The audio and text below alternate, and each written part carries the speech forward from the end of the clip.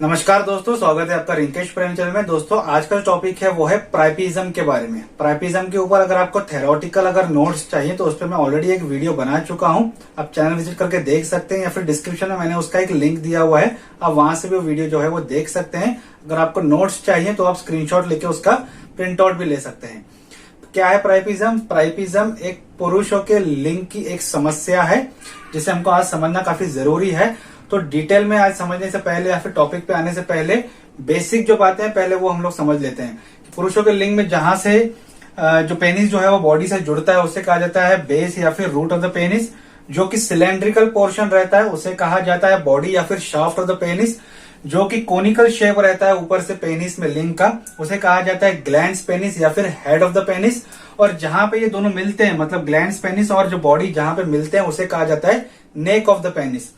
ऊपर से जो मैंने ये ब्लू कलर से हाईलाइट किया हुआ है, ये मैंने इसलिए किया है क्योंकि ये हाईलाइट कर रहा है कि फोर स्किन, मतलब जो कि स्किन के ऊपर पेनिस के ऊपर जो स्किन रहती है उसे फोर स्किन कहा जाता है। तो ये मैंने ब्लू कलर से हाईलाइट किया हुआ है।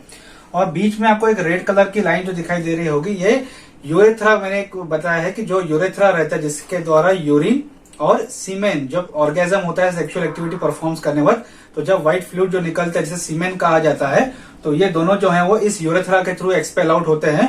तो इसलिए ये रेड लाइन से मैंने यहाँ पे हाईलाइट किया हुआ है। जो ओपनिंग रहती है यूरेथ्रा की बाहर जो ग्लैंड्स पेनिस के यहाँ पे, उसे कहा जाता है मीटस ऑफ द पेनिस या फिर मीटस ऑफ यूरेथ्रा। उसके बाद हम लोग देख लेते हैं कि जो कंडीशन एक रहती है जिसे कहा जाता है कि इरेक्टाइल डिसफंक्शन। इरेक्टाइल डिसफंक्शन एक ऐसी कंडीशन रहती है कि जब सेक्सुअल अराउजल होता है एक पुरुष में सेक्सुअल एक्टिविटी परफॉर्म्स करने के लिए, तो उस समय जो एक इरेक्शन आना चाहिए, चाहे वो सेक्स कर रहे हैं या फिर कोई वीडियो देख रहे हैं या फिर जब थॉट कर रहे हैं, तो जब वो जो इरेक्शन आना चाहिए उस तरह का इरेक्शन अगर नहीं आता है प्रॉपर तरीके से, जो नेचुरल इरेक्शन रहता है उसे कहा जाता है इरेक्टाइल डिसफंक्शन। और उसके अपोजिट में जो रहता है प्राइपिज्म। प्राइपिज्म एक ऐसी कंडीशन है कि जो एक परसिस्टेंट जो इरेक्शन रहता है पेनिस में काफी समय के लिए, माना जाता है कि 4 घंटे के बाद तक का जो भी इरेक्शन रहता है उसे कहा जाता है प्राइपिज्म। क्यों ये होता है उसे समझने से पहले हम लोग पेनिस के अंदर का जो स्ट्रक्चर रहता है पहले वो समझ लेते हैं। अगर हम डीएस लेते हैं, डोर्सल सेक्शन अगर लेते हैं पेनिस का, तो अंदर से ये कुछ इस तरीके से हमें देखने को मिलता है कि यहाँ पे जो दिखाई दे रहा है, ये जो नर्व्स हैं, जो कि नसें जो है वो पेनिस को सेंसेशन और इम्पल्स प्रोवाइड करती हैं, उसे कहा जाता है डोर्सल नर्व। ये ब्लड वेजल्स हैं, आर्टरीज और वेन्स जो है यहाँ पे दिखाई दे रहा है, रेड और ब्लू में मैंने हाईलाइट किया हुआ है। अंदर से इस तरीके के 3 आपको जो ब्रैकेट्स हैं वो देखने को मिलते हैं। तो उसमें से जो 2 ब्रैकेट्स रहते हैं उसे कहा जाता है कॉर्पस कैवर्नोजम। कॉर्पस कैवर्नोजम एक इरेक्टाइल टिश्यू है जिसके अंदर इरेक्टाइल मसल्स रहते हैं, सॉफ्ट स्मूथ मसल्स रहते हैं, जो कि इरेक्शन के टाइम पे स्ट्रेच हो जाते हैं, इरेक्ट हो जाते हैं, जिसकी वजह से पेनिट्रेशन करने में काफी हेल्प होती है वजाइना के अंदर सेक्सुअल एक्टिविटी परफॉर्म करने वक्त। इसके अंदर एक छोटे छोटे हजारों में कैवर्न्स रहते हैं जिसके थ्रू ब्लड जो है वो इरेक्शन के टाइम पे फ्लो होता है।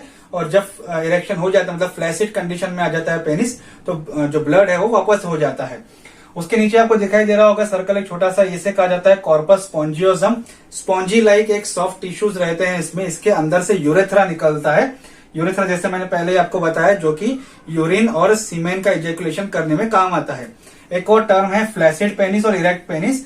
जब अराउजल होता है तो तब जो इरेक्शन आता है पेनिस में उसे कहा जाता है इरेक्ट पेनिस। और बाकी की कंडीशन में जैसे नॉर्मल शेप में रहता है जिसे लूज पेनिस कहेंगे या फिर फ्लैसिड पेनिस उसे जो साइंटिफिक भाषा में कहा जाता है। अब आते हैं आज के टॉपिक पे। प्राइपिज्म 2 हिस्सों में बटा हुआ है, एक है इस्चेमिक प्राइपिज्म, दूसरा है आर्टेरियल प्राइपिज्म। इस्चेमिक प्राइपिज्म काफी एक सीवियर कंडीशन है, इमरजेंसी कंडीशन है। आर्टेरियल प्राइपिज्म इतनी इमरजेंसी कंडीशन नहीं है। तो पहले हम लोग ये समझ लेते हैं कि इस्चेमिक प्राइपिज्म क्या होता है। इस्चेमिक प्राइपिज्म में क्या होता है कि जब ब्लड फ्लो होता है पेनिस के अंदर, तो काफी समय के लिए वो स्टक हो जाता है पेनिस के नसों में, यहाँ पे कैवर्न्स में अटक जाता है और कई समय तक रुक जाता है, वापस नहीं जाता है, जिसकी वजह से इरेक्शन जो है वो काफी समय तक रहता है। और ये इरेक्शन बिना किसी सेक्सुअल एक्टिविटी, मतलब कोई सेक्सुअल अराउजल नहीं है, कोई ना सेक्स के बारे में सोच रहा है, ना कोई सेक्सुअल एक्टिविटी परफॉर्म कर रहा है, ना कुछ देख रहा है, ना पढ़ रहा है सेक्स के दौरान, लेकिन उसके बावजूद भी ये इरेक्शन जो है वो परसिस्टेंट रहता है, काफी समय तक रहता है। तो ये कंडीशन को प्राइपिज्म जो है वो कहा जाता है। उसमें ये इस्चेमिक प्राइपिज्म जो है सबसे ज्यादा कॉमन ये माना जाता है। तो इसमें जो ये कुछ समय के लिए रुक जाता है पेनिस, या फिर एक समय के लिए जो रुक जाता है तो वापस नहीं जाता है, तो इसे कहा जाता है लो फ्लो प्राइपिज्म, मतलब इस्टेमिक प्राइपिज्म को कहा जाता है। दूसरा जो इसका नाम है वो है लो फ्लो प्राइपिज्म, मतलब वो फ्लो जो है ब्लड का वापस नहीं जाता है। एक आर्टेरियल प्राइपिज्म को हाई फ्लो प्राइपिज्म कहा जाता है, क्योंकि इसमें से कुछ समय के बाद जो है वो ब्लड जो है वो निकल जाता है, और यहाँ पे उतना रिजिड नहीं होता है पेनिस, या इतना इरेक्शन काफी समय तक नहीं रहता, और ये काफी पेनफुल नहीं रहता है। ये काफी ज्यादा पेनफुल रहता है, काफी इमरजेंसी सिचुएशन रह जाती है, क्योंकि अगर इसे प्रॉपर तरीके से आइडेंटिफाई करके अगर ट्रीट नहीं किया जाता है राइट टाइम पे, तो परमानेंट टिश्यूज, इरेक्टाइल टिश्यूज और इरेक्टाइल मसल्स जो है वो परमानेंट डैमेज हो जाते हैं। दोबारा कभी इरेक्शन उसमें पेनिस में नहीं आता है, ताकि फिर बंदा जो है सेक्सुअल एक्टिविटीज हमेशा के लिए परफॉर्म नहीं कर पाता है। अब देखते हैं कि क्यों होता है, कॉजेज क्या है कि अल्कोहल और ड्रग एब्यूज। कई व्यक्ति जब ज्यादा जो अल्कोहल लेते हैं या फिर ज्यादा जो ड्रग यूज एब्यूज हो जाता है, काफी मात्रा में ले लेते हैं, खास करके कोकेन जो रहते हैं, उन व्यक्तियों में ये होने के चांसेस रहते हैं। मेडिकेशंस, एंटी डिप्रेशंस या फिर ब्लड प्रेशर से रिलेटेड कोई जो दवाइयां हैं काफी समय से ले रहा है, या फिर काफी मात्रा में जो है वो डोजेज हैवी हैं अगर उसके वो लिए जा रहे हैं, तो उसमें ये कंडीशन होने के चांसेस रहते हैं। स्पाइनल कॉर्ड में किस तरह का प्रॉब्लम है, कोई इंजुरी हो गई है जिसकी वजह से सेंसेशन और इम्पल्स नहीं मिल पाते हैं, कि यहाँ से इम्पल्स जो नर्व्स हैं वो ले नहीं पाती हैं कि अब सेक्सुअल एक्टिविटी परफॉर्म हो सकती है, ब्लड वापस लो, ये जो सेंसेशन जाता है वो अगर नहीं जा पाता है स्पाइनल कॉर्ड के द्वारा, इसकी वजह से भी होता है। इंजरी कुछ खेलते वक्त, क्रिकेट खेलते वक्त, कुछ गेम्स खेलते वक्त, फुटबॉल, हॉकी, कुछ भी खेलते वक्त कुछ इंजरी हो जाती है, या फिर गिर जाता है, कुछ एक्सीडेंट हो जाता है, तो इंजरी हो जाती है जेनिटल पार्ट पे, तो उसकी वजह से भी प्राइपिज्म होने के चांसेस रहते हैं।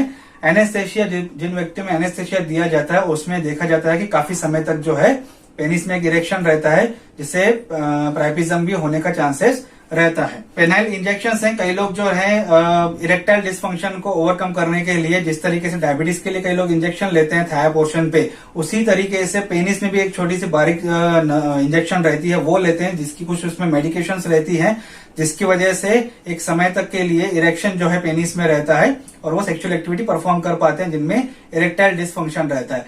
कभी कभी ओवरडोज या फिर साइड इफेक्ट की वजह से ये प्राइपिज्म का रूप ले लेती है, मतलब काफी समय तक जो है ये इरेक्शन रह जाता है, जिसकी वजह से प्राइपिज्म हो जाता है। ल्यूकेमिया, ब्लड से का कोई कैंसर है उसकी वजह से हो सकता है। सिकल सेल एनीमिया है उसकी वजह से हो सकता है।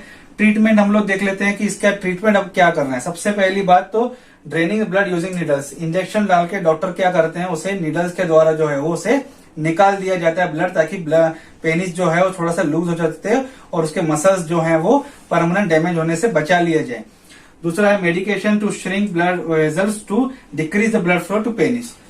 कुछ ऐसी मेडिकेशन दी जाती है जिसकी वजह से ब्लड फ्लो जो है पेनिस में वो फ्लो कम हो जाए, वापस की तरफ आ जाए। कुछ मेडिकेशन द्वारा किए जाते हैं जिसकी वजह से जो इरेक्शन है वो रुक जाए और एक पेनिस जो है वो फ्लैसिड कंडीशन में दोबारा आ जाए। Surgery to avoid permanent damage, कभी कभी इमरजेंसी सर्जरी करके वहां पे जो ब्लड है वो निकाल के वहां पे प्रॉपर तरीके से जो पेनिस की जो कंडीशन है उसे हमेशा के लिए जो है वो रिकवर किया जाता है थ्रू सर्जरी। वो सर्जरी किस तरीके से होती है वो डॉक्टर से हम कंसल्ट करके जो है वो डॉक्टर आपको डिपेंडिंग अपॉन द सिचुएशन वो अलग अलग सर्जरी जो है परफॉर्म करते हैं।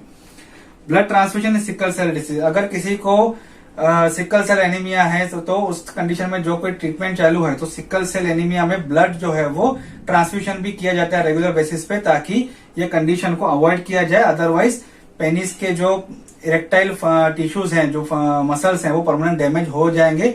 तो उस कंडीशन को रोकने के लिए, अवॉइड करने के लिए ब्लड ट्रांसफ्यूजन जो है वो रिकमेंड किया जाता है। और अगर जिन व्यक्तियों में ऐसी कोई कंडीशन है तो उन्हें टाइमली रेगुलर विजिट जो है डॉक्टर के पास देना काफी जरूरी रहता है। आर्टेरियल प्राइपिज्म में ये हाई फ्लो जो है प्राइपिज्म है, मतलब हाई ब्लड फ्लो इसमें होता रहता है, तो ये काफी उतना रिजिड नहीं रहता है, काफी पेनफुल नहीं रहता है।